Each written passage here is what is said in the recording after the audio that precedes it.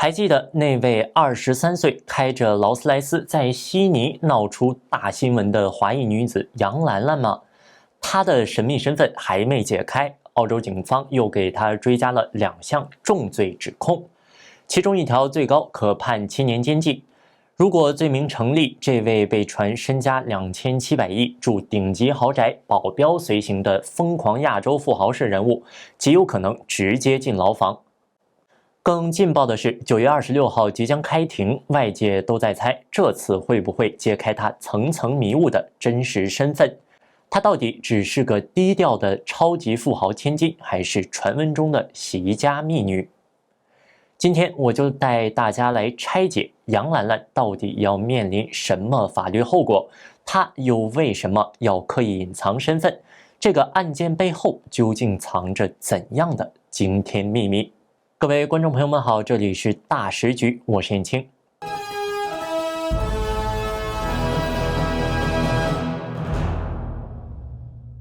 故事的开头，我们先把不熟悉事件的朋友们拉回现场，脑补一下杨兰兰事件的起因。画面是这样的：今年7月26号凌晨，悉尼的夜霓虹闪烁，一辆 Tiffany 蓝的劳斯莱斯 SUV 如鬼魅般疾驰，然后砰，逆行撞上了一辆黑色奔驰，碎片四溅。受害人乔治·普拉萨拉斯重伤入院，脊椎骨折、肋骨断裂，甚至可能截肢。原本看似普通的一起酒驾事故，却把肇事女子杨兰兰的神秘奢华生活曝光了。网络上查不到她的信息，开2辆劳斯莱斯，住顶级豪宅，全身披挂价值上万美元的香奈儿。网络还传她身家2700亿澳元，生活呢就像疯狂亚洲富豪。一时间谣言满天飞，大家都在问她到底是谁。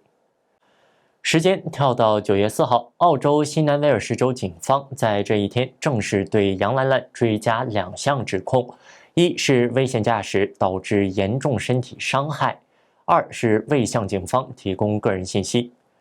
如果罪名成立，他可能面临数年的牢狱之灾，这事儿绝对不是小打小闹。我们先来看看这2条法律到底说了什么。我们大时局频道会及时追踪各种重大新闻。如果您想翻墙观看我们的节目，我推荐一款非常好用的 VPN， 神盾 VPN。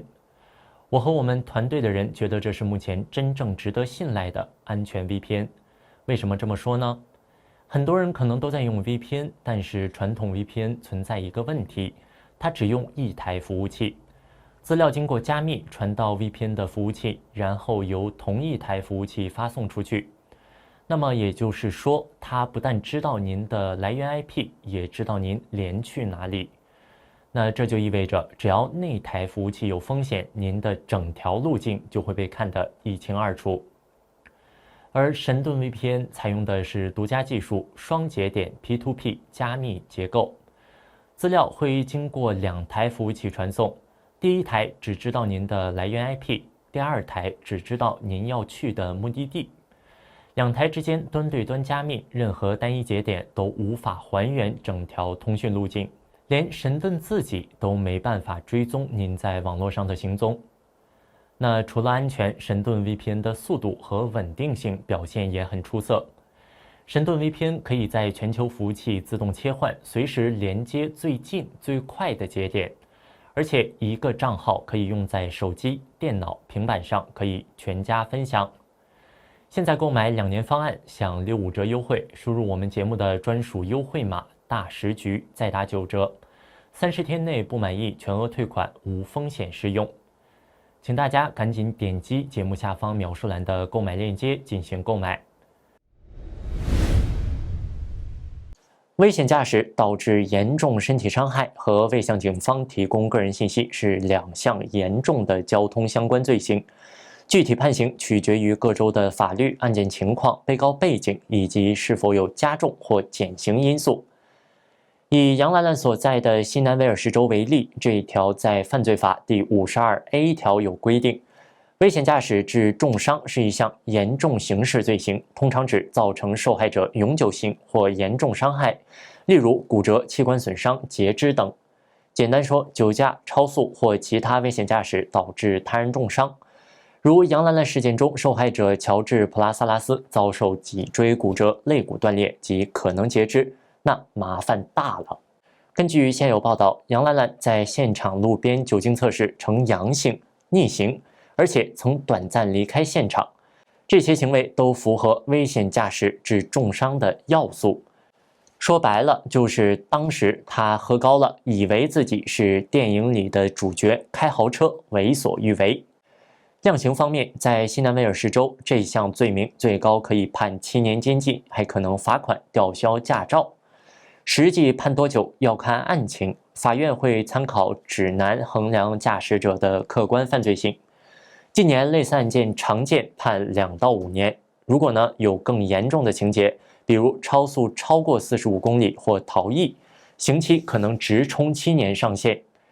杨兰兰的案子，酒精测试阳性、逆行撞人、短暂离开现场，都是加重情节。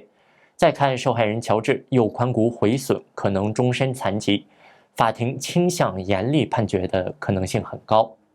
话又说回来，它也有减刑空间。澳洲司法讲究平衡，如果早认罪，最高可以减刑25%。他事故之后回到现场自首。这点或许能被视为配合，再加上他据报没有前科，年仅23岁，法官可能会考虑其年轻前途，给予一定的缓和。但乔治受伤太重，法官不会轻易手软，律师要想办法把一时疏忽说得合理，可不是件容易的事。那不知道屏幕前的各位观众，你们猜他会判几年？3年、5年，还是更高？未向警方提供个人信息，这一条看起来似乎没那么可怕，但也不是小事。根据西南威尔士州道路交通法，事故后必须向警方、受害人或财产所有人提供姓名、地址、驾照等资讯。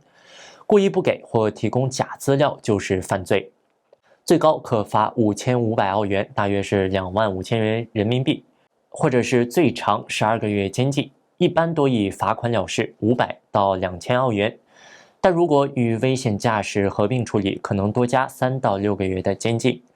如果为了逃避酒驾检测，故意隐瞒，就属于加重情节。如果事后补资料或没有前科，会有减刑空间。结合杨兰兰同时面临的危险驾驶指控，法庭可能数罪并罚。不过，对杨兰兰事件而言，这一项指控的真正炸点不在罚金，而在他打开的想象空间，好像一把钥匙直至他身份谜团后面的那扇大门。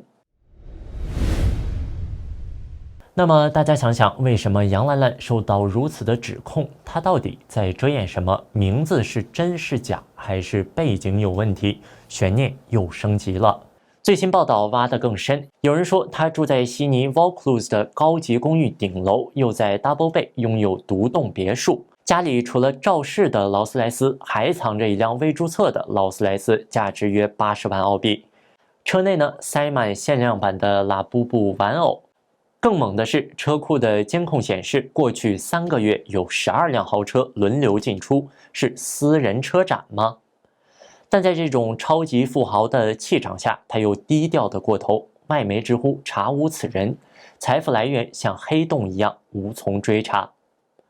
往下看，他的豪宅挂在一家巴拿马离岸公司名下，豪车由信托基金持有，这不就是藏资产的老把戏吗？平时出门，他爱香奈儿、爱马仕，但总是口罩遮脸，身边有贴身保镖，像躲狗仔的明星。邻居说他有礼貌，但极少露面，不爱聊天，明显不想让人知道他是谁。这种低调让人怀疑他是不是在掩盖更大的东西。在8月15号的首次庭审中，法庭文件与报道都是用兰兰杨或是杨兰兰作为他的名字，显示这是他目前的法律身份。澳洲司法在起诉时通常以官方身份证明为依据，如果这是个假名，法庭不太可能直接使用，除非他以合法途径使用这个名字，比如说移民注册。因此暂时来看，他使用假名的可能性偏小。那么，未向警方提供个人信息这条指控有哪些暗藏的信息呢？可能的解释有几种：使用别名或者是提供不完整信息。隐瞒身份背景，更可能的是他想掩盖财富来源、家族关系或者是移民身份，避免引来更多调查或者公众关注。那也有可能他在隐瞒酒驾证据、车辆所有权或者是事故的细节，以图减轻责任或保护相关人。目前外界多数猜测，他极有可能是刻意隐瞒了身份，因为害怕牵出某种特殊关系。如果真的如此，这项指控所指向的就不再只是个人的小隐私，而极有可能牵扯出一些惊天秘密。说到杨兰兰的身份隐瞒，就不得不搬出网络上的那些爆料。加拿大籍记者、民运领袖盛雪曾爆料说，杨兰兰极大可能是习近平的私生女，还说她今年3月8号从悉尼飞香港，有3辆豪车接机直奔深圳见习近平母亲齐心，两人形似神似，齐心对她宠爱备至。那更猛的传闻是，他的生母竟被指是铁凝，中国作家协会主席，被视为副国级的文化大佬。回顾铁凝的履历，文学才女，仕途显赫，据说与习近平早年有交集。现任中国文联主席，同时呢还是中共第14届全国人大常委会副委员长。这些职衔可不容小觑，尤其是副委员长，是国家级的领导层，分量不小。爆料还说，铁凝只有中学学历，却能升到如此位置，令人啧舌。有人猜，这可能和他与习近平的特殊关系有关。从时间线看，是否可能？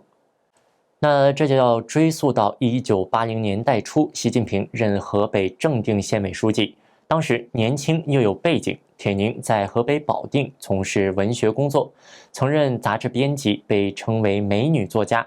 传闻说，两人在工作中相识，互生情愫。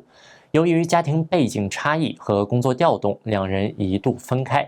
据称，90年代又有联络。私会当时呢，习近平已与彭丽媛结婚，铁凝也有家庭，但关系仍在。爆料更提到，彭丽媛发现后曾引发家庭冲突，甚至大打出手。最后，这些传闻把焦点指向一个名字：杨兰兰。据称，两人是在2002年左右生的女儿，她今年23岁，时间点似乎对得上。那不止这些，外界还对兰兰这个叠字名进行了解读。澳洲籍记者程磊指出，给孩子起叠字名通常像小名，不常见作为正式名称，但不少中共的高层子女或者孙辈有叠字名。有观察认为，太子党子女用叠字名有不参政的暗示意味。程磊也提到一个现象，中国媒体几乎没有报道这起案件，这种沉默似乎印证了某些猜想。因为最初报道或转载杨兰兰事件的中共党媒，比如潇湘晨报、大河报、大象新闻，后来相继删文，网络上的相关讨论帖文也陆续消失，这反映出背后势力的可能强大。著名雕盘侠胡锡进也一度跳出为杨兰兰的天价存款辟谣，但也承认此人相当神秘。种种线索指向一个结论：23岁的杨兰兰背后可能有很大的势力，超乎我们的想象。到目前为止 ，X 平台上的网友已把杨兰兰是谁标为2025年最大谜团。根据澳洲司法公开原则，2025年9月26号的庭审，警方届时可能会披露更多关于他身份的证据。那各位观众，你们怎么看？26号会不会揭开杨兰兰的神秘面纱？她的秘密会不会进一步引爆中澳之间的风云变幻？欢迎在评论区留言分享你们的看法。好的，这里是大时局，感谢您的陪伴和思考，请订阅并打开小铃铛，和我们一起在动荡中坚守真相，在黑暗中点燃希望。